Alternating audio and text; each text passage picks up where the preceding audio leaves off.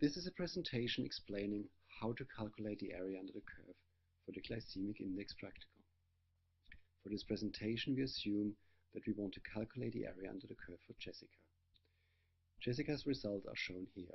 She has completed a practical with glucosate, and her blood glucose increases from a baseline of 4 millimolar to 12 millimolar and then drops back to baseline. Because we use a graphical method, we first start by plotting the results on graph paper, and this is shown here. Now all we need to do is to calculate the area under the curve by approximating it using geometrical shapes whose area is easily calculated, triangles and rectangles.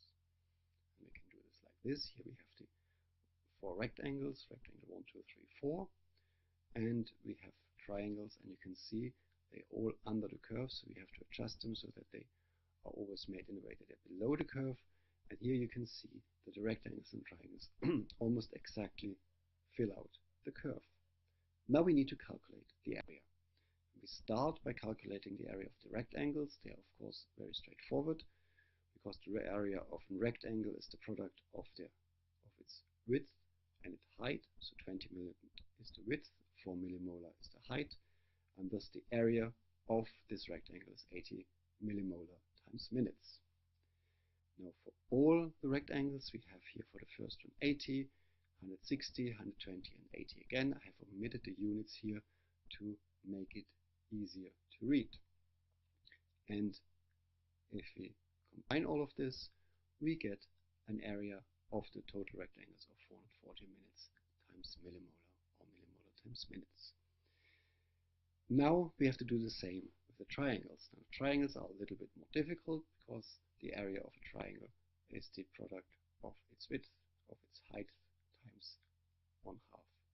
So the width is 20 minutes, the height is 12 minus 6 millimolar, 6 millimolar. So the area of the triangle is half times 6 times 20 millimolar times minute, or 60 minutes times millimolar. Now the area of triangle gamma is therefore 60 minutes times millimolar. Now we have to do this for all the triangles. I'm not showing the individual figures here because it would be a bit messy, but we get to 160 minutes times millimolar. So the area of all the triangles is 160 minutes times millimolar. The area of all rectangles is 440 minutes times millimolar. So all we need to do is to calculate the sum, and this is 600 minutes times millimolar. So the area under the curve for Jessica is 600 minutes times millimolar, or millimolar times minute.